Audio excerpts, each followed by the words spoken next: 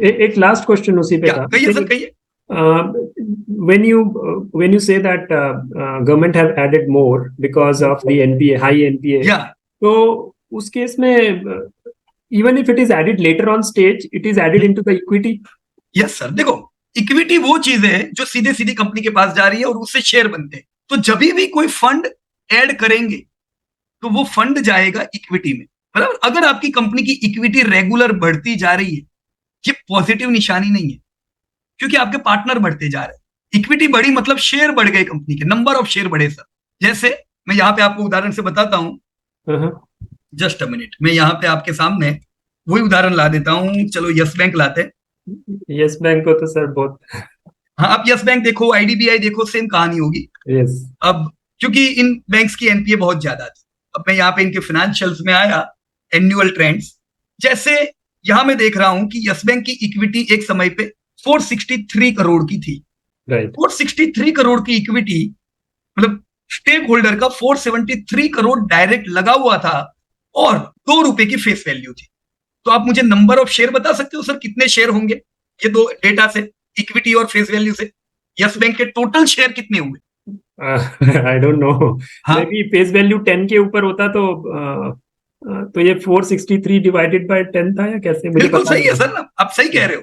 Right, चलो हम simple 10 से गिनते हैं कि 10 का फेस वैल्यू है और 46.3 करोड़ 46.3 करोड़ शेयर्स है। 46.3 करोड़ शेयर्स में 10-10 रुपया लगाया तो 463 करोड़ इकट्ठा हुआ। राइट, तो हम ये कह सकते हैं कि जब कंपनी को बनाया, कंपनी ने 46.3 करोड़ शेयर्स 10-10 रुपए के किए, तब 463 करोड़ इकट्ठा हुआ।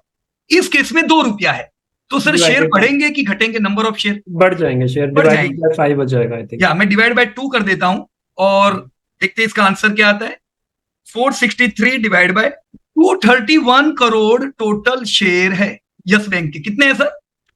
231 करोड़ टोटल शेयर है यस बैंक के। 231 करोड़ में 2-2 रुपया इकट्ठा करके ये 463 करोड़ हुए थे। Simple sir, right. अब मेरे को और एक चीज का जवाब देना, ये समय पे 1720 करोड़ का प्रॉफिट होता था जी, राइट, 1720 करोड़। ये 1720 करोड़ सर किसका था?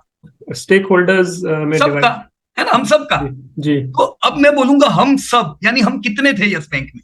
हम 231 करोड़ थे यस बैंक में जी जी, राइट। तो हर एक के हिस्से में कितना पैसा जाएगा सर? हर एक को कितना रुपया मिलेगा?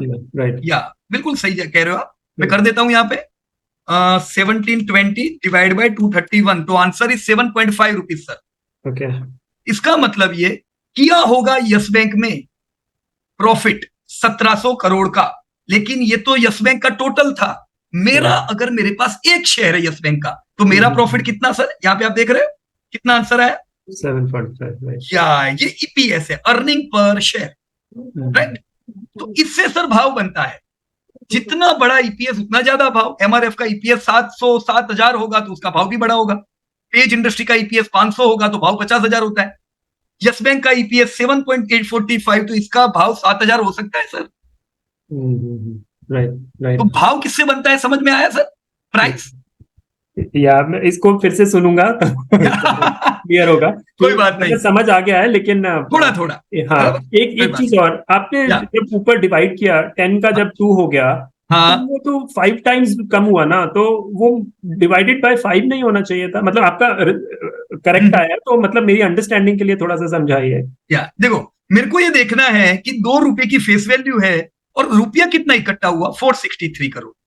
राइट, तो मैंने सीधा 463 डिवाइड बाय 2, तो मेरे को टोटल रकम मिल गई कि कितने नंबर ऑफ शेयर थे। राइट, तो ये सिंपल सा उदाहरण है। कभी भी हमें नंबर ऑफ शेयर ढूंढने हैं, कितना पैसा इकट्ठा हुआ, उसको फेस वैल्यू से डिवाइड कर दो।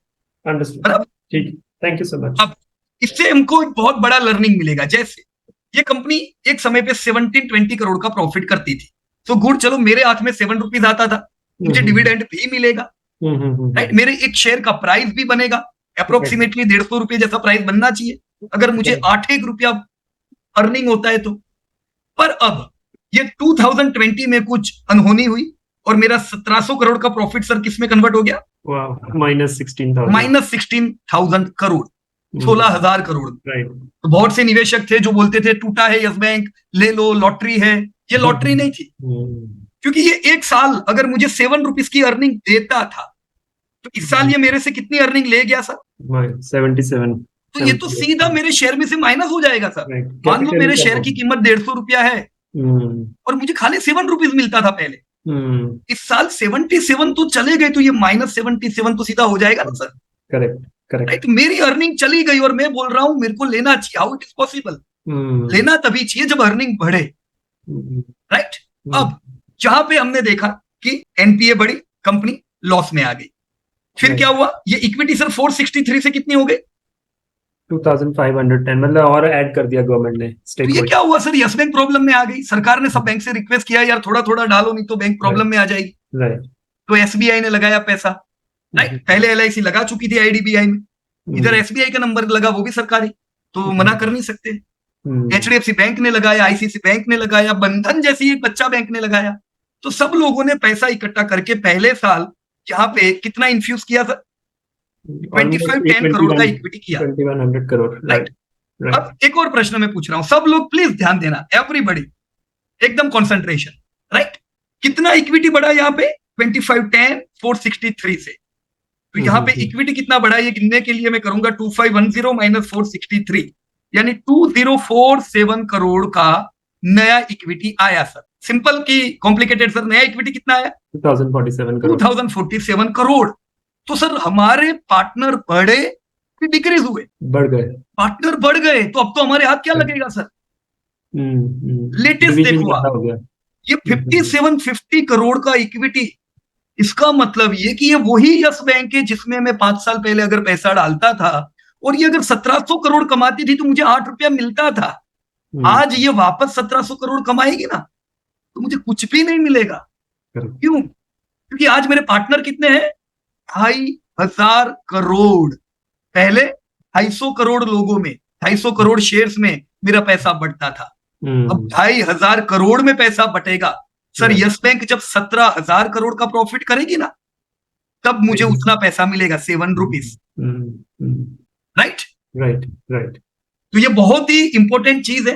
तो यहाँ पे हम लोगों ने देखी इक्विटी बढ़ी, तो ये बड़ी नेगेटिव चीज है। लोग बोलेंगे यस बैंक टूटी, ये वापस से पुराने दाम पे आएगी। अरे कैसे आएगी? समझाओ तो सही। इनको पुराने दाम पे आने के लिए 17,000 करोड़ का धंधा करना पड़ेगा। तुम भाई 22,000 करोड़ का धंधा कर रहे हो अभी, 17,000 करोड़ का प्रॉफिट कब करोगे? जब लाख करोड़ का धंधा करोगे। तो ये तो कहानी बन गई लंबी अभी अपने लिए, और लोग वेट कर रहे, वेल्थ क्रिएटर बनेगी मेरी यस बैंक, राइट। तो कहानियों पे नहीं जाओ, 10-10 रुपए वाली, 20-20 रुपए की कंपनी, ऐसा नहीं करना है। सब बैंक ने पैसा डाला 30 रुपए पे, आरबीआई ने बोला भी हम तुमको 30 रुपए पे देंगे, तो उनको भी एक अच्छे दाम पे देना पड़ा।